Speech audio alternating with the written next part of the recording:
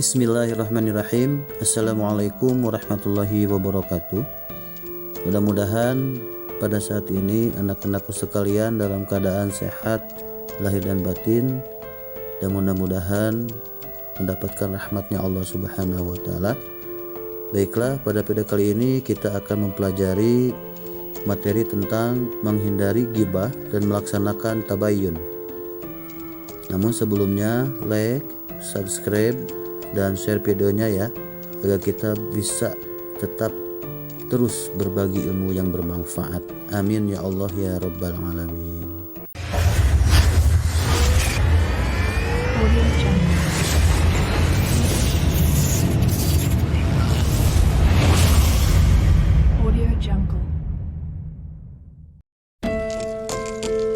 Tujuan pembelajaran pada materi kali ini, yang pertama, melalui pembelajaran inquiry, kalian dapat mendeskripsikan pesan Islam untuk harmonisasi sosial dengan menghindari ghibah dan menumbuhkan sikap tabayun dengan benar. 2. Melalui pembelajaran discovery, kalian dapat menelaah perbedaan antara konten ghibah dengan kritik dan review produk di media sosial dengan benar. Yang ketiga, melalui pembelajaran berbasis produk, kalian dapat menyusun review konten di beberapa platform media sosial dengan benar. Ini merupakan infografis dari pembelajaran pada kali ini.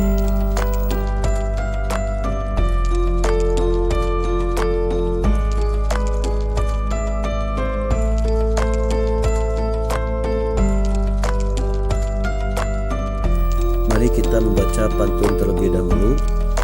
Jalan-jalan dengan Pak Hansip, makan soto bersama temannya. Janganlah kamu suka bergosip, akan banyak musuh akibatnya.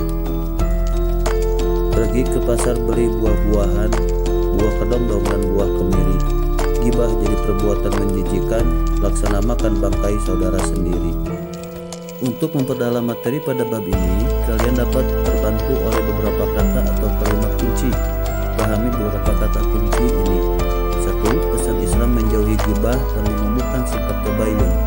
2. Perbedaan antara konten ghibah dengan kritik. 3. Review produk konten di media sosial. Baiklah anak-anakku sekalian, kita masuk kepada penjelasan tentang materi pada bab ini. Diperhatikan baik-baik ya. Yang pertama, mengenai Islam melarang ghibah. Ghibah berarti menggunjing, membicarakan kejelekan dan kekurangan orang lain. Pada ghibah terdapat pembicaraan mengenai kejelekan atau aib orang lain apabila dia tahu dia tidak menyukainya. Islam melarang umatnya untuk ghibah. Ghibah diibaratkan memakan daging saudaranya sendiri yang telah mati. Hal ini ditegaskan dalam Al-Quran, Surah Al-Hujurat, surah ke-49 ayat ke-12.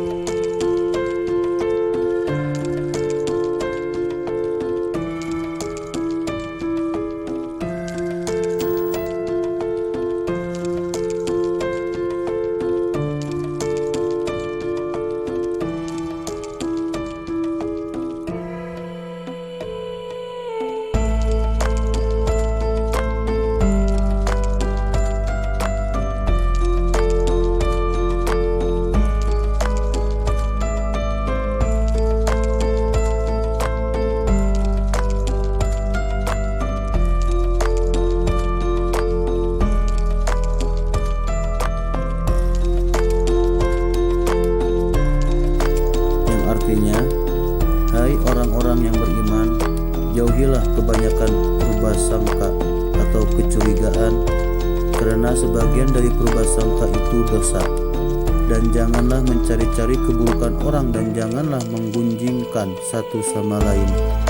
Adakah seorang di antara kamu yang suka memakan daging saudaranya yang sudah mati? Maka tentulah kamu merasa jijik kepadanya. Dan bertakwalah kepada Allah. Sesungguhnya Allah Maha Penerima Taubat lagi Maha Penyayang. Quran Surah Al-Hujurat surah ke-49 ayat 12. Ayat tersebut menjelaskan bahwa ghibah merupakan perbuatan keji. Orang yang ghibah disamakan dengan orang yang makan daging bangkai saudaranya sesama muslim. pasti merasa jijik dan tidak senang memakan daging tersebut, apalagi yang sudah menjadi mayat. Dengan akal sehatnya, orang pasti tidak akan mau memakan daging saudaranya, walaupun dagingnya segar dan sudah dimasak.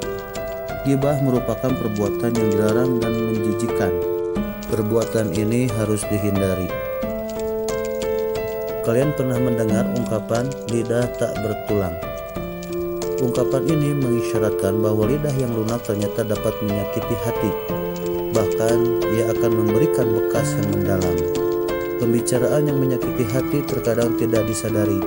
Kita harus memahami pula bahwa lidah dapat menyebabkan seseorang masuk surga atau neraka, karena setiap kata yang diucapkan akan dicatat oleh malaikat. Disebutkan juga dalam mahfuzat yang bunyinya al-lisanu yang fuzu ma la tanfuzuhul ibar, bahwa lisan bisa menembus apa-apa yang tidak bisa ditembus oleh jarum. Kita dapat mengingkarinya di dunia ini, akan tetapi mulut akan dikunci dan anggota badan lain yang berbicara ketika di akhirat. Ghibah adalah salah satu bahaya lidah. Ghibah termasuk perilaku tercela, juga banyak menyebar di masyarakat. Oleh karena itu, kita harus menjaga lisan dari perilaku ghibah. 2. Inspirasi Islam untuk menghindari ghibah. Perbuatan ghibah dipengaruhi oleh lingkungan sekitar. Agar kalian terhindar dari perilaku jelek ini, perlu diketahui penyebab terjadinya ghibah. Antara lain, 1. Membicarakan keburukan orang lain dengan keinginan mengangkat derajat dirinya sendiri. 2. Sikap iri terhadap keberhasilan dan kesuksesan orang lain. 3. Sikap egois yang cenderung merendahkan orang lain. 4. Balas dendam terhadap orang lain atas perilaku terhadap dirinya. 5. Amarah yang tidak terkendali. 6. Bercanda tanpa disadari dengan merendahkan orang lain. Kalian sudah tahu faktor-faktor yang mengakibatkan ghibah tersebut. Supaya bisa menghindarinya, di bawah ini terdapat beberapa cara. 1. Berkumpul dengan orang-orang yang soleh. Setiap muslim didorong untuk memilih dan dengan siapa ia bergaul atau berkumpul. Dalam hadis, Rasulullah SAW bersabda, "Pemisalan teman yang baik dan teman yang buruk ibarat seorang penjual minyak wangi dan seorang pandai besi. Penjual minyak wangi mungkin akan memberimu minyak wangi, atau engkau bisa membeli minyak wangi darinya. Dan kalaupun tidak, engkau tetap mendapatkan bau harum darinya. Sedangkan pandai besi bisa jadi percikan apinya mengenai pakaianmu, dan kalaupun tidak, engkau tetap mendapatkan bau asapnya yang tak sedap." Hadis riwayat Al-Bukhari dan Muslim. 2. Menyadari diri bahwa Allah Subhanahu wa Ta'ala membenci seseorang yang menggunjing saudaranya. Kebaikan dan keburukan akan kembali pada orang yang membicarakannya. Seorang muslim hendaknya memperbanyak zikir kepada Allah Subhanahu wa Ta'ala, juga memohon ampunan atas segala dosa, baik yang disengaja maupun tidak disengaja.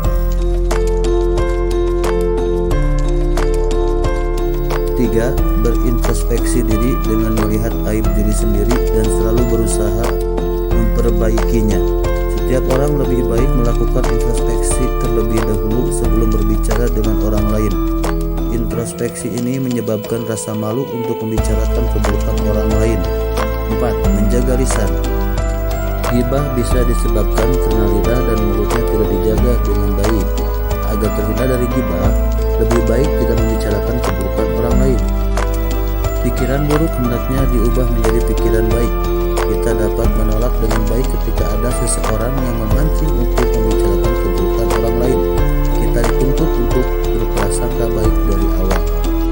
6. Memohon perlindungan kepada Allah Subhanahu wa Ta'ala dengan berdoa supaya terhindar dari perbuatan buruk. Ghibah adalah perbuatan yang dilarang oleh Allah Subhanahu wa Ta'ala. Keburukan ghibah akan diterima orang-orang yang melakukan ghibah. 3. Islam menganjurkan tabayyun.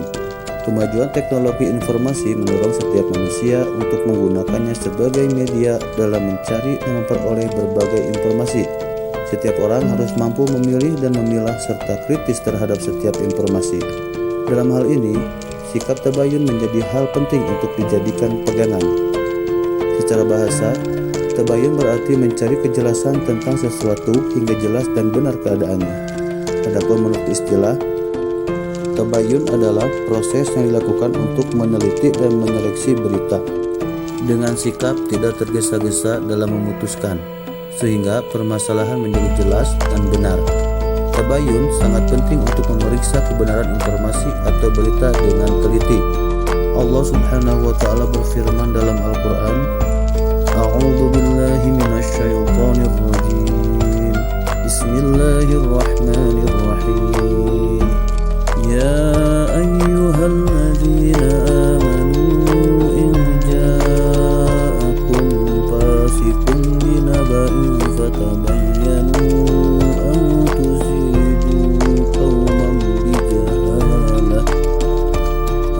tusibu qauman bijahalatin fatusbihu ala ma fa'altum nadimin. Shadaqallahul azim. Yang artinya, wahai orang-orang yang beriman, jika seseorang yang fasik datang kepadamu membawa suatu berita, maka telitilah kebenarannya, agar kamu tidak mencelakakan suatu kaum karena kebodohan atau kecerobohan, yang akhirnya kamu menyesali perbuatanmu itu. Quran Surah Al-Hujurat Surah ke-49 ayat ke-6. Agama memberikan perintah agar manusia dapat meneliti berita yang dibawa oleh orang-orang fasik. Hal ini dilakukan dalam rangka mewaspadainya.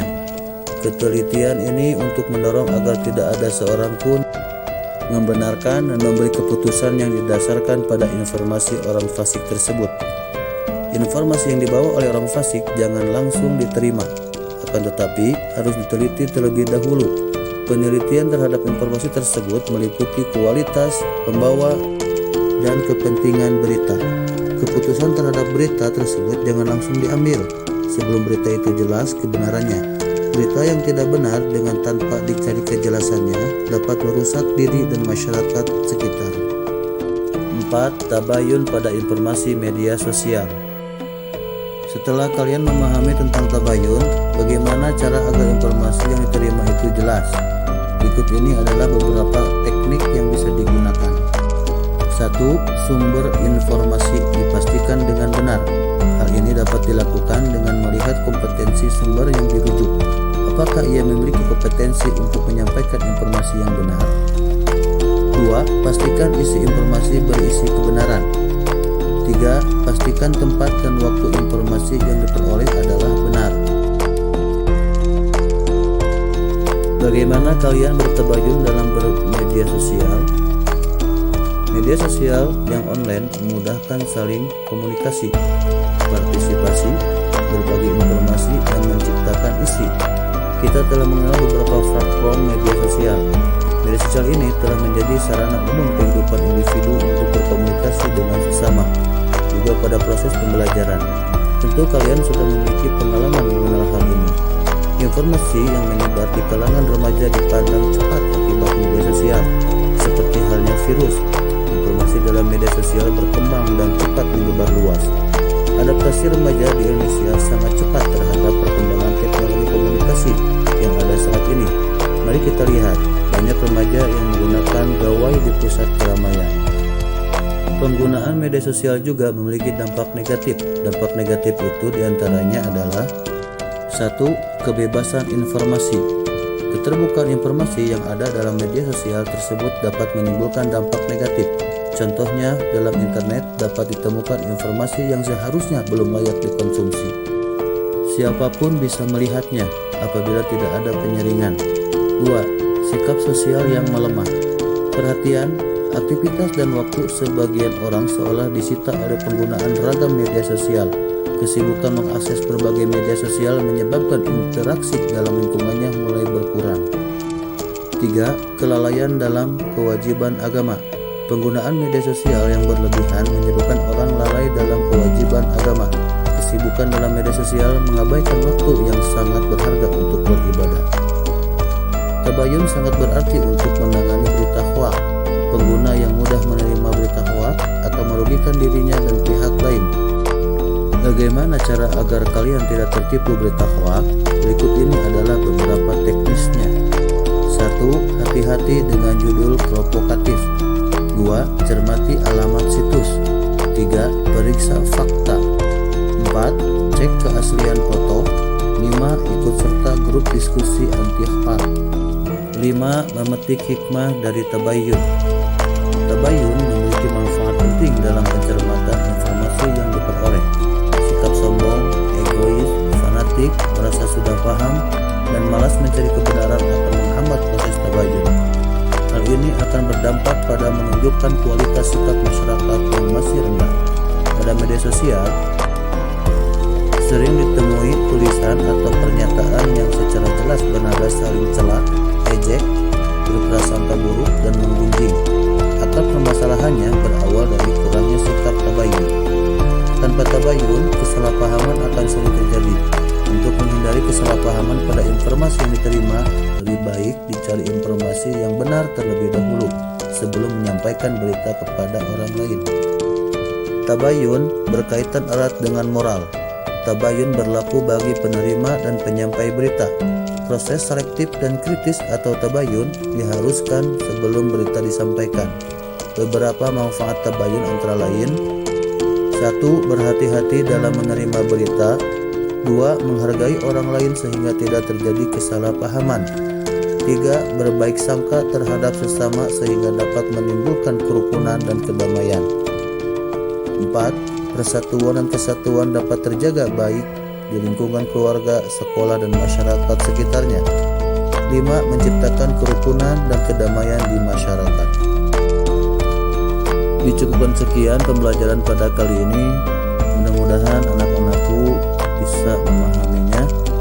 Sekali lagi, jangan lupa like, subscribe, dan share videonya agar kita bisa terus syiar Islam dan berbagi ilmu yang bermanfaat.